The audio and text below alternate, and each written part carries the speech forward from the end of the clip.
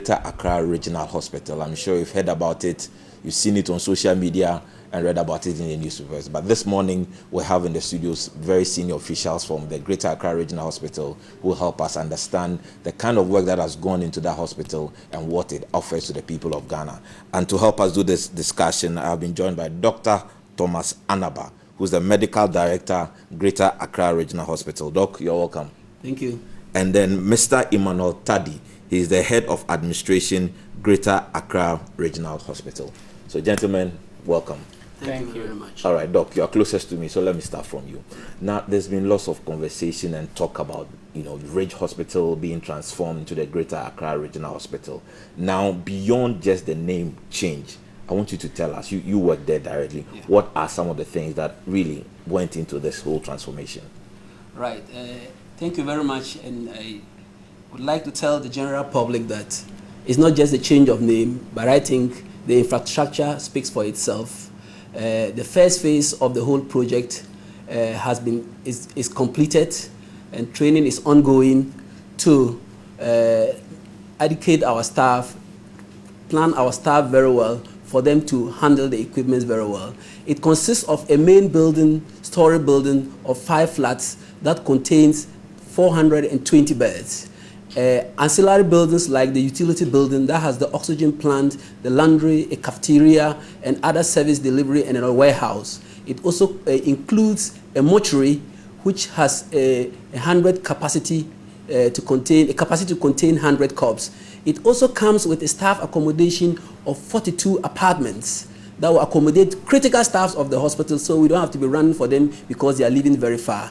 It also has within it a full school for anesthesia to train nurse anesthetists. That is a critical resource in the health delivery system of the country. And besides that, it has a 5,600 kVA capacity generator to provide current anytime there is a blackout in the system. This is what it contains. But the main building is where we have a lot of facilities. Right from the ground floor, we have a complex emergency department. That department is structured in a way that it has all the diagnostic centers surrounding it. And we are moving from this 6-bed capacity emergency unit that we have in the current hospital to a 42-bed capacity facility with an inbuilt intensive care for resuscitation, the very critical ones, before they are transferred to the ward. That has 4 beds there to manage very critical patients. We also have the imaging department that is completely modernized. It comes in a PAC system, meaning that we won't print out x-rays, we won't print out CT scan. All is fused up in the digital platform so that the results of the images go straight to the doctor's desktop. In fact, the whole hospital is not going to work with folders. We are going to work with digital folders, whereby the doctors have to use computers to work on, get the patient's details, everything. So movement of information is very smart, it's very fast. I see. You request for a lab result, a lab for a patient, he goes, the sample is taken, and the moment they finish doing the lab, the result is shot back to the doctor on a screen for him to see that the results are there, so that quick attention can be given to the patient. So we also have what we call the laboratory. Our laboratory has been upgraded tremendously, even including a blood bank processing devices, whereby we can process all the blood that we need and all the FFPs and cryoprecipitates that doctors need to save our mothers. So we will not be running to Kolibu again for blood. It means that this has been taken care of, besides all the diverse investigations in laboratory that we are going to do with the modern equipment. You move to the next floor, which is the obstetric floor. We have a very complex and beautiful private maternity floor, whereby any mother of us coming to deliver has a complete isolated room for her alone. I see. And people she wants to be there to witness her delivery. There's no more opening yourself to the public or other clients. No, you are going to be locked up in the room exclusively for you, with all the monitors to monitor the mother and the child. I see. Doc, I'm sure if I leave you, you will go on and on and on and on. But let me ask this other critical question. You see, very often when we have such new establishments and equipment and all that, we ask ourselves, do we have the requisite human resource to adequately make use of some of these equipments? So you speak from a medical front. How are you preparing your doctors and your laboratory technicians and the nurses to be able to fully utilize all these equipments that you have in the hospital? I'll tell you that our staff have been involved in the installation of all the medical equipment from the beginning. Last month, we started vigorous training of what we call end-user training. And end-user training is to ensure that anybody going to work in any part of the hospital undergoes serious training on how to use any gadget there. That is to ensure durability of the equipment and to also ensure that the lifespan of the equipment will be there and that the results that will come out of it would be accurate for us. So training is going on. Okay. Everybody, right from the technicians in the hospital are involved, the nurses, the doctors, the lab, the technologies. Some of them are even going out. For radiology, we are even sending them to Dubai for training at GE headquarters. Okay. So that they can come back. So that when they come back, they are conversant. They are going to simulate with the machines at the factory. Okay. So that they know every troubleshooting about it, know how to manage all situations about this equipment. The laboratory staff are receiving equal training. And then the rest. The doctors are receiving training on the software that we have designed for the hospital. So everybody there is receiving training, not medical or nursing training, but end-user training to make them very skillful enough to use all the gadgets that are being brought up into the facility. Let me bring in Mr. Tadi. Administrative-wise, I mean, in terms of administration and all that, are you ready to handle the loads of people that will come into the hospital, right from the security gate, through the reception, throughout the entire process? How is the hospital organized in terms of administration and human resource to handle the challenge? Okay, thank you very much. Right from the onset, what we did from the beginning was to develop a 5-year comprehensive human resource plan in conjunction with all our stakeholders, Ghana Health Service, Ministry of Health.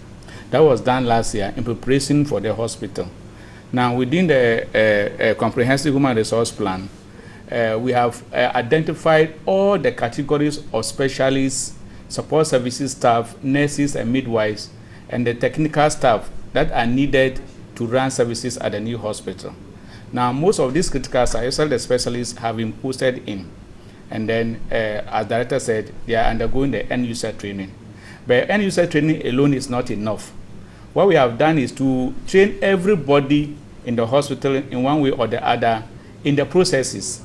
For example, just last month, we took all the heads of departments, heads of units through customer service training.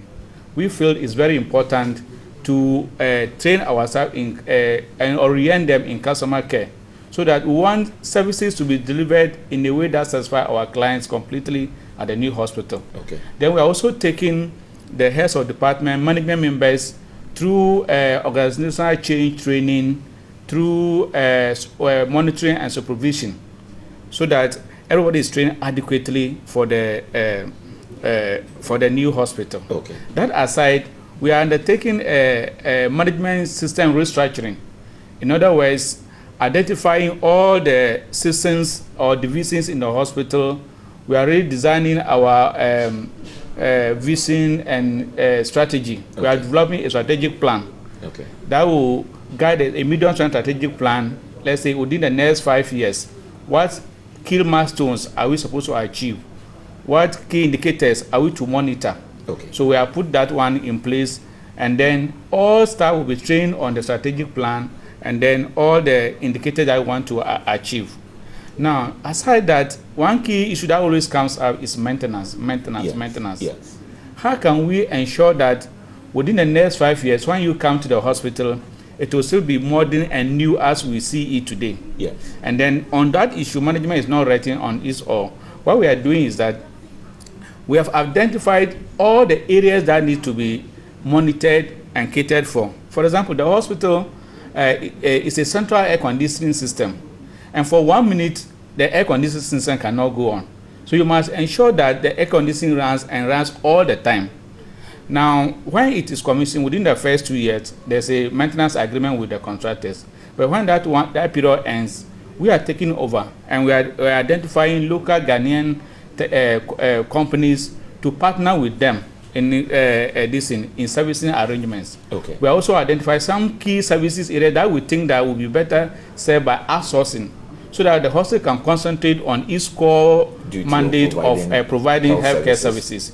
So key areas like security, we want security to be up to the touch. We are taking our outsourcing needs. we are thinking about outsourcing cleaning of the facility. Is, as director says, a 5-story structure, and we don't have the expertise to clean it, to make it look neat all the time.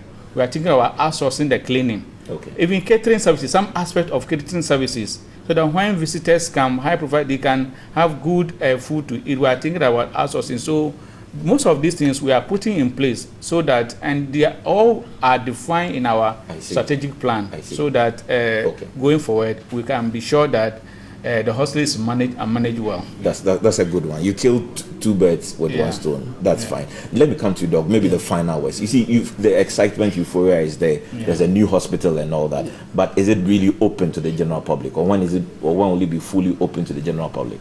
For a fact, tomorrow His Excellency the President John Dramani Mahama would be in the hospital to commission the facility, and commissioning means that it's now being handed to the hospital management to move in.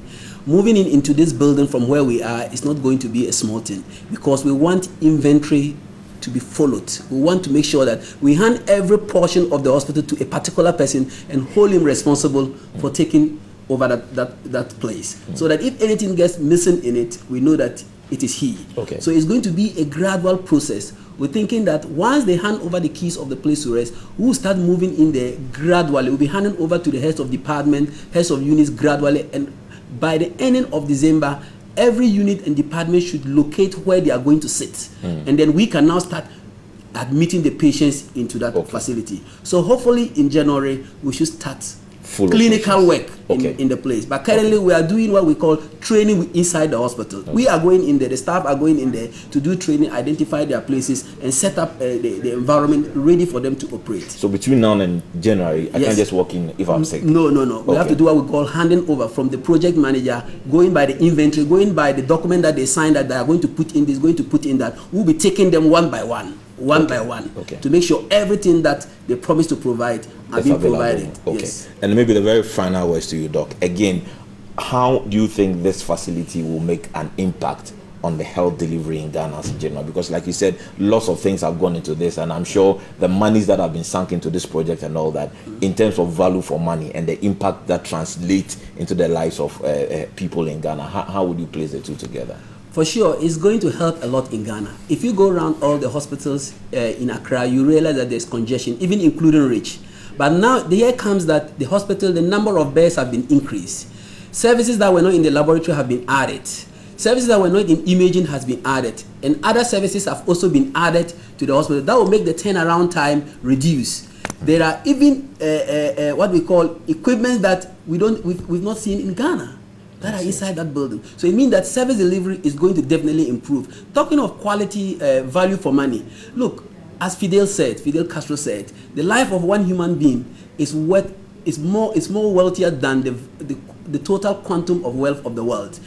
Just putting a few things in the hospital, to me, I will see it to be very valuable, because I know my work is to save life. Once things are provided to me as a manager to save lives, I see it to be value, to be a valuable asset. So we are going to concentrate on that. To quantify how much it costs and how much value it is, I am not a quantity surveyor. I would say that I'm in a position to say that, but I know that there is value there because it will save lives. That is the intangibles I want to measure. Great. Right. Doc, on that note of saving life, let me say a big thank you to you, Dr. Thomas Anaba, who's the medical director for the Greater Accra Regional Hospital, and Mr. Emmanuel Tadi is the head of administration for the Greater Accra Regional Hospital. We sincerely wish you well, and we hope that in about 4 or 5 years we can come back into the studio and talk about the visible, tangible impact that the regional hospital has made in health delivery. Viewers, stick and stay with us.